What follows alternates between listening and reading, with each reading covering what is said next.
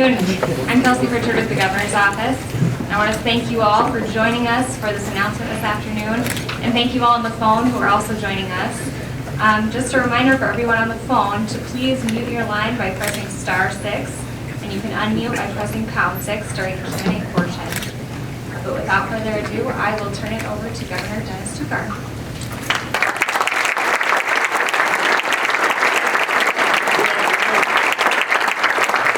Thank you. Good afternoon. I am thrilled to be with you for the exciting announcement of a program that's going to help address our state's workforce needs. As many of you know, South Dakota has the second lowest unemployment rate in the nation. And while that's a point of pride for us, it's also a double-edged sword in that we have employers that are having a difficult time finding employees. Low unemployment rate and the high labor participation rate means that for employers looking for employees, they're looking at a pool that is already small and oftentimes a pool of folks that don't have the skills that meet the job requirements for the openings that are available.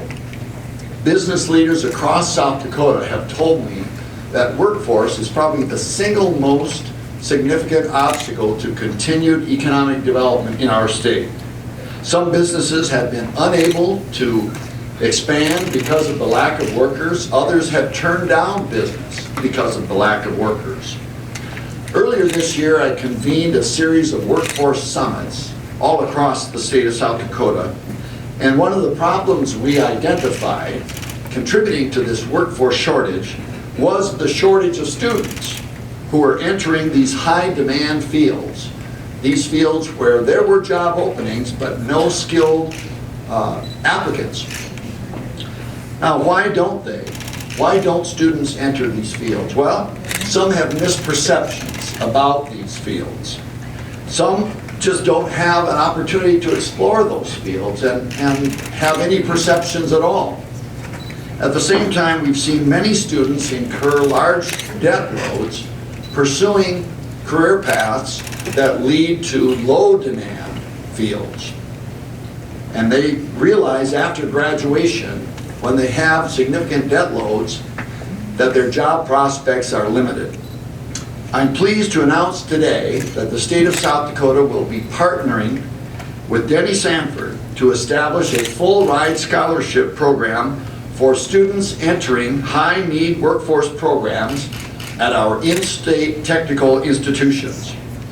Denny is committing $25 million over a period of 5 years for the Build Dakota scholarship program, and the state will add another $25 million in future funds.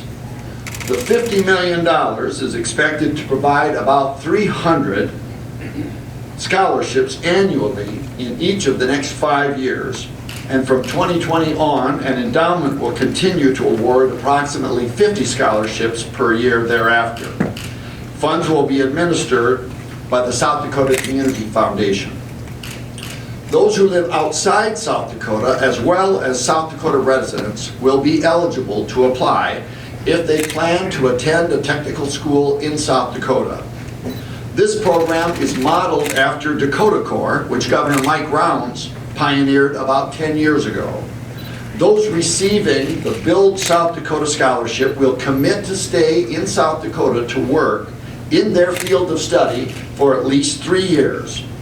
A governor-appointed board will administer the program and determine workforce targets each year. That is, identifying the high-demand fields which will qualify for the scholarships.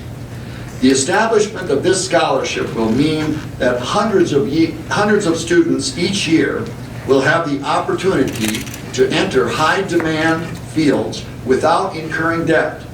The impact of this will be huge, not only for the students who receive the scholarship, but for our state and its employers. The scholarship program also means opportunities for communities, economic development organizations, businesses, and individuals from across the state to come together to provide meaningful input and solutions. All this is being made possible by Denny Sanford. Denny, who has already contributed so much to our state by creating thousands of jobs and giving so much of his own assets to a number of organizations is once again stepping up to make our state a better place. This is something Denny wants to start right now.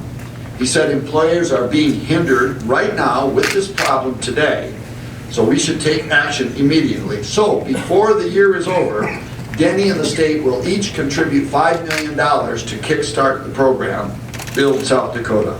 On behalf of the citizens and the state of South Dakota, thank you, Denny, for the investment you're making in our state and in our young people.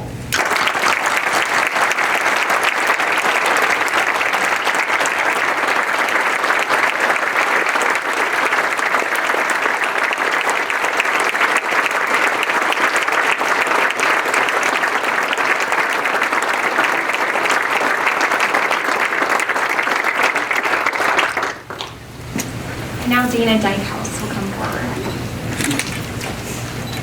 Well, thank you very much, Governor. Denny, thank you. Governor Rounds for the idea, basing this on the Dakota Corps Scholarship, and to all of our friends here today. You know, there comes a time to take action. There comes a day to take action. And that's what we as South Dakotans do so well. I think for the last 2 or 3 years, every place I've gone, the topic of workforce has come up. Whether it be our beginning interviews for our next Forward Sioux Falls campaign, whether it be talking to the various VOTECs around our state, whether it be talking to business people. As I go out and visit with our bank customers, I said, what's your challenge today? And they all say the same thing. We need workers. We need welders. We need manufacturing techs. We need people who are skilled, who can come to work today. We can grow our businesses if we have those people. So we decided to take action. And when it's time to take action in South Dakota, there's one person that I know is usually standing ready to do that.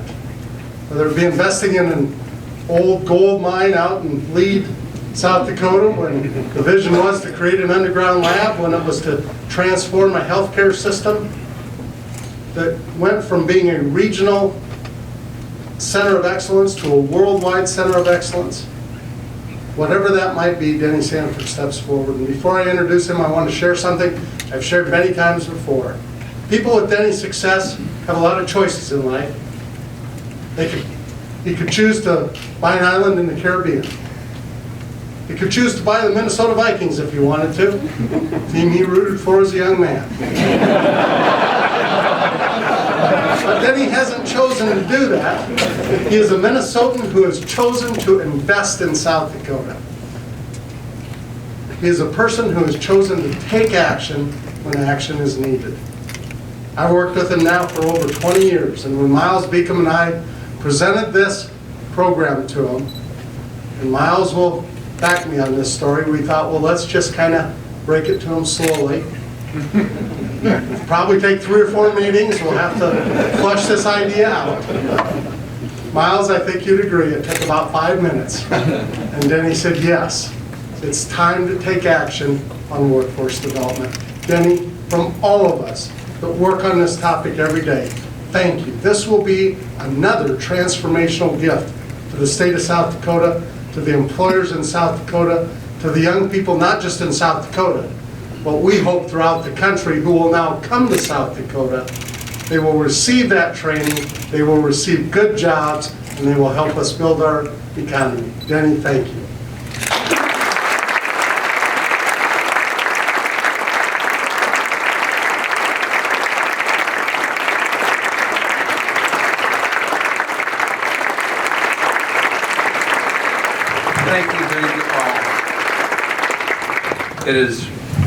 It's great to be here. This is my home state. I'm very proud of it. This is my home state. I'm proud of everything that South Dakota stands for. Across the board, productivity, a great health system, okay, a lot of them over here, and South Dakota works, and it works in a good way. Not only do people work harder and a better work ethic, but the system works. We've got a system unequal to anything else I've seen. And I've had residents in different states, Florida, California, Arizona, and so on and so forth. Nothing works like South Dakota. but we've got to get the people here to do it.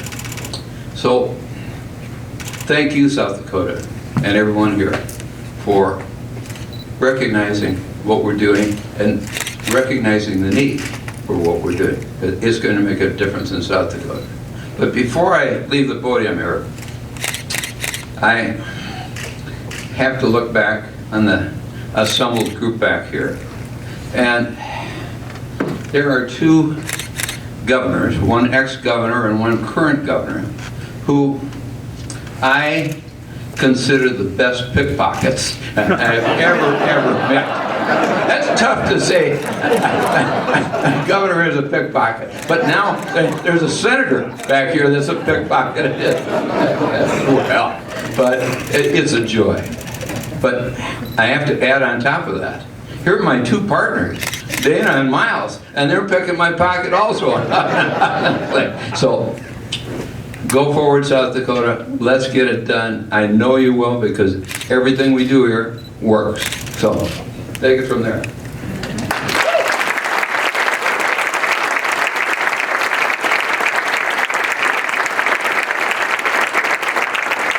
Fortunate to have with us today former Governor and Senator-elect Mike Rounds, and I'd like him to come forward now.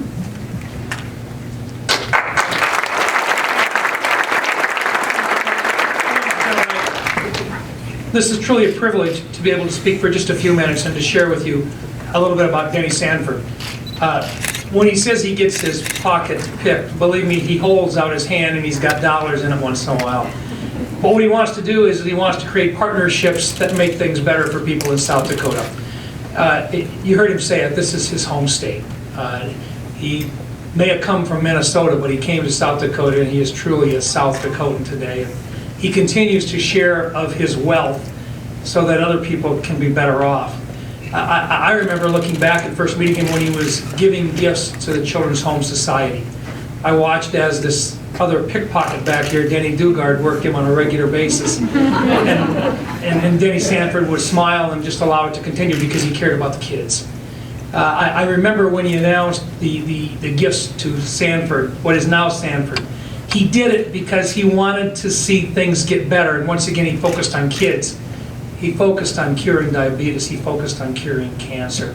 He focused on good things happening for people. And he didn't ask anything in return.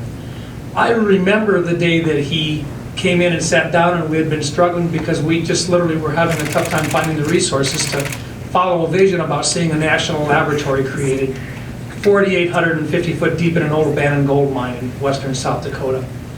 And we had seen how the legislature believed in it by putting in literally $39 million into this hole in the ground because they believed. Denny stepped up one day and he says, I think we ought to just build this. And I said, I know, Denny, we ought to build it. We were at the governor's pheasant hunt, as a matter of fact, and Denny had come in and he'd sat down and he said, let's just build this thing. And I said, Denny, we will just as soon, but we've got to get the dollars coming. We've got to get the National Science Foundation on board.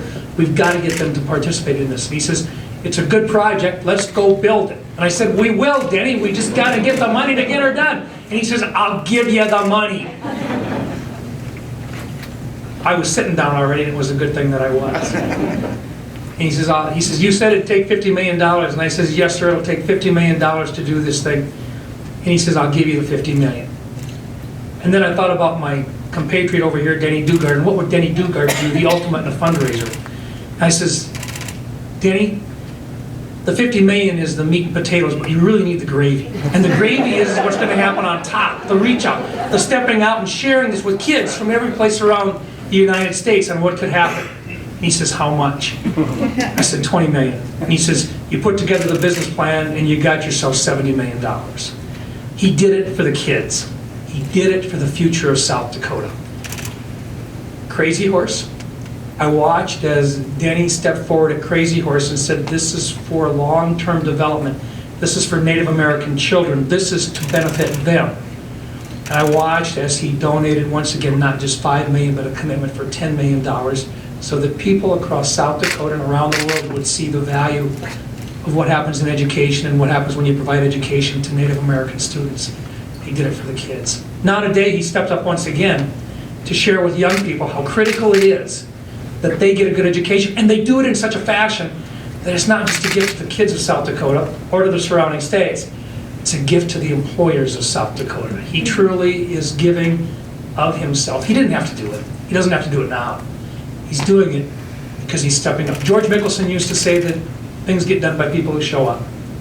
Well, things also get done by people who commit themselves. Dana's right when he says that this man has given of himself, that this man is doing it for the right reasons. He's a guy that steps up and says, let's get it done, and let's get it done now. Actions speak louder than words. So, on behalf of all the citizens of South Dakota right now, I just want to say to our friend up here, this true South Dakotan, thank you very much, Denny, for everything that you are doing to make South Dakota an even better place to live, have a family, go to school, and create for the next generation. With that, thank you.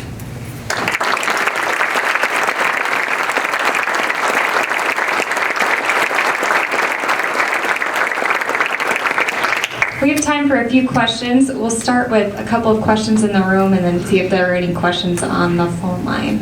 So any questions?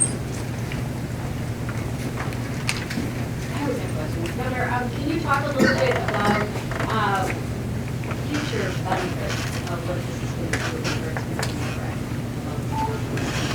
do? Well,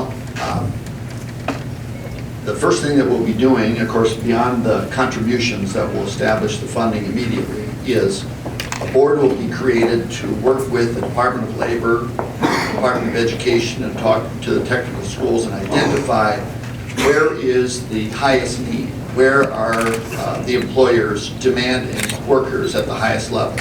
And so we'll identify the scholarships that should be awarded in those fields. At the technical schools right now, we're seeing about 25% of the degrees that are awarded are diploma degrees that are achieved after 1 year study. About 3/4 are associate's degrees that are awarded after 2 years of study. The 1 year degree for books and tuition and fees, we're estimating around an average of $11,000, excuse me. And then the students will be responsible for their own room and board. For the 2 year degree, you're talking more about roughly $18 million over 2 years, 9 per year. And so these, 1,000, what did I say, million? Yeah. Those would be the very expensive. That's why there's not much demand for them. But again, we'll be looking at where the need is the greatest and focusing those dollars. And each year, the board will identify and modify that assessment as necessary. And again, we're expecting we'll be able to award about 300 scholarships. If the mix is about 25% in a 1 year diploma program, 75% in a 2 year associate's program, about 300 awards every year will be able to be financed. And right now the plan is for all of the $25 million that Denny is contributing, $5 million a year times 5 years, all of that money and whatever earnings it has between the time it's provided and given to the scholarship recipient will be spent on those scholarships during that first 5 years. The $5 million per year that the state is contributing will be primarily intended to endow the program so that after the first 5 years, the scholarship doesn't drop, the award levels don't drop to zero. In the meantime, though, there is discretion given so that if the need is perceived as not being met by Denny's contributions, there's discretion to push some of that money into immediate scholarships as well. But we'll see how it goes. It's also dependent upon the tech schools being able to manage the volume of students to the degree that enrollment grows. They've got to have capacity to manage that enrollment in the programs where the enrollment is seen. So we're going to have to adjust as reality intercedes. It starts next year. This will start next year for the class entering this fall, statewide, in the 4 technical schools. Yep. How will this be different from past initiatives, including South Dakota Wins, other initiatives to ultimately beef up our workforce? The question was, how will this differ from other workforce initiatives? This is one important ingredient to a recipe that must include many ingredients. We not only have to offer our students scholarship, we have to let them know these are out there. We have to change the perception that some have that the technical education in the post-secondary effort is something that's something you settle for. In fact, it is an equally valid path to follow after your high school career, and in some cases a better path than a four-year degree that is obtained in a field for which there is no job demand. So we've got to adjust perceptions. There's certainly a demand for many four-year degrees. There's also a demand for many 2- and 1-year programs. So we need to have students that enter into their paths toward these degrees with their eyes open. So they follow their dreams, whatever they may be, but do so with their eyes open about what will be at the end of their academic path. Is there great opportunity for jobs or not so great? We also have to continue to be attentive to our environment. We have to continue to maintain a low-tax environment, a regulatory environment that's very reasonable and is adaptable.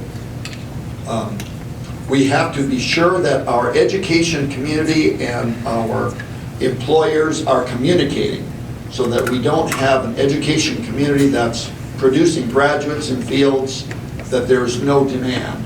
And at the same time, that our employers are giving good information to the education community so they understand where the demand is located. And so the scholarships in our technical schools, that's certainly one very important ingredient, but there's many more ingredients that we must continue to seek and add to our recipe for a good match between workforce and job demand. Is this a way for adults to change careers and maybe they didn't? The question is this a means for adults to change careers? There's no reason why adults couldn't pursue these scholarships. Some of the criteria for the scholarship awards that we've agreed upon, and Denny Sanford has been involved in the discussion of this and identified some, approved some suggestions. And one of the things we're looking at is, well, have they shown an interest in this area? Can they demonstrate by the National Career Readiness Certificate scoring that they have an aptitude in this area?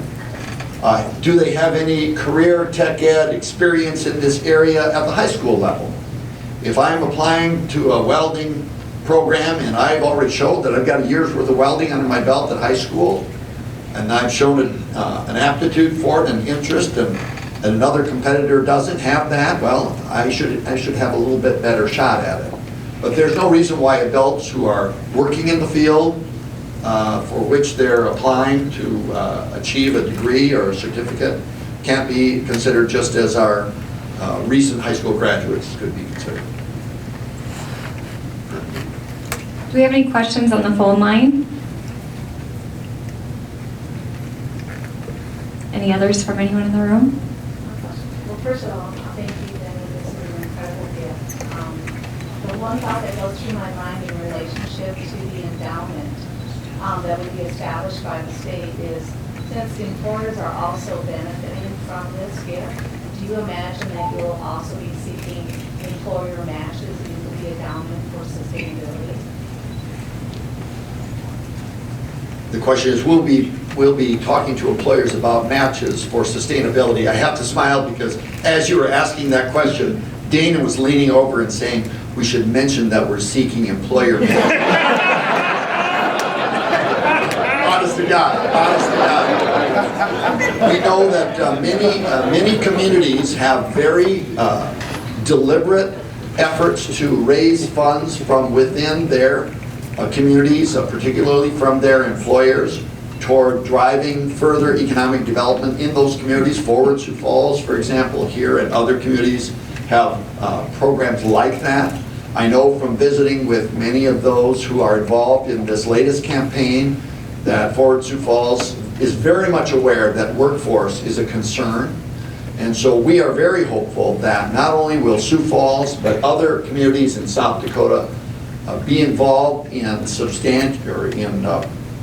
adding to this fund and adding in other ways to the workforce recipe that will result in better results, better matches between those who are seeking employment and the skills they hold, and the jobs that are open and the skills that are needed to fill those jobs. So no question about it, we will be looking for and hoping for contributions from employers, from economic development organizations, and individuals.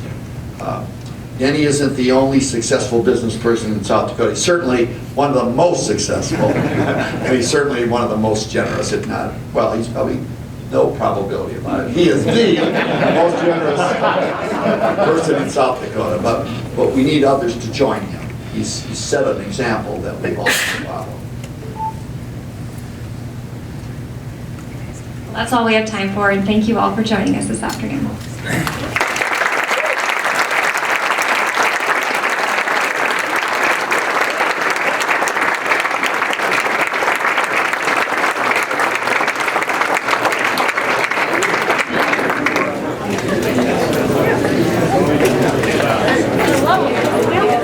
If we can have your attention just for a minute.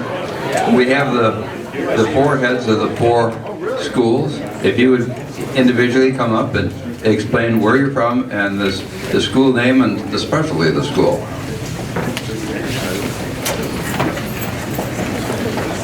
Thank you, Mr. Sanford, and what a wonderful, wonderful day. Jeff Holcomb here at Southeast Tech. Welcome to our facilities. We're so glad you're here today.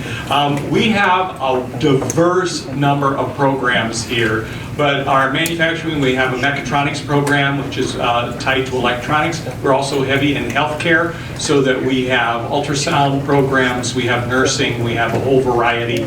We also have the traditional auto, diesel, collision repair, all of those, HVAC, plumbing, and the list goes on. We have 57 different programs here, so we are very glad you're here, and thank you.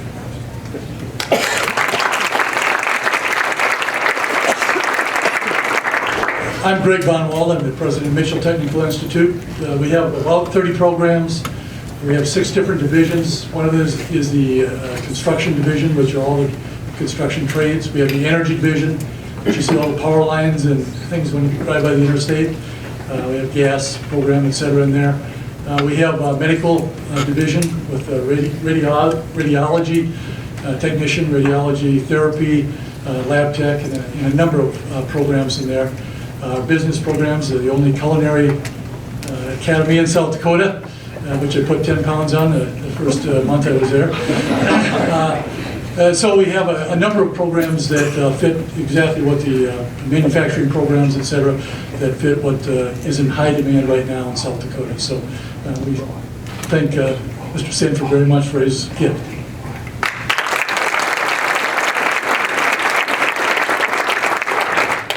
Good afternoon. I'm Mike Cartney. I'm the president of Lake Area Technical Institute in Watertown, South Dakota. We also have about 29 programs at Lake Area Tech. On any given day, about a third of our students are going to be in the healthcare-related fields, nursing, physical therapy assistant, occupational therapy assistant, medical assistant, and so forth. We also have a large energy and trades program, so we are focused on advanced manufacturing. We work on the welding, precision machining, which for the first time, somebody mentioned earlier, the South Dakota Wins grants. For the first time, we have that program back full, and as well as electronics, robotics, several other programs. Diesel technology is very big, as well as ag. This year, we hope the top 2,000 students, 300 of them are new ag students. So we're very focused on ag at Lake Area Tech. I just want to take a moment and just acknowledge the humbleness with which we acknowledge that the confidence that Mr. Sanford is showing in, not only the technical schools, but the administration here, our faculties, our staffs, and our students, and we really want to thank you for doing this.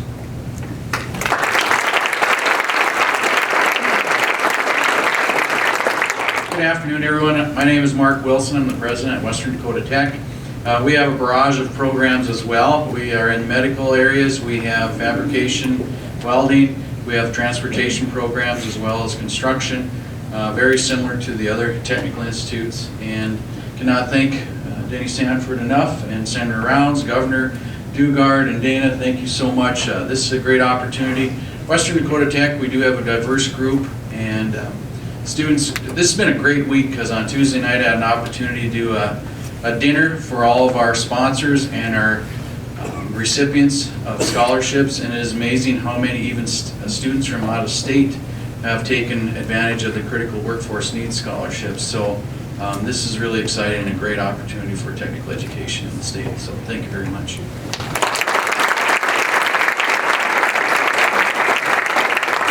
One more second, if I may. While we've got you in the room, we're not going to let you out of the room unless there is a commitment to develop some call center education. We happen to be in that business. And all heads are shaking yes. Thank you so much, everyone, and I appreciate it.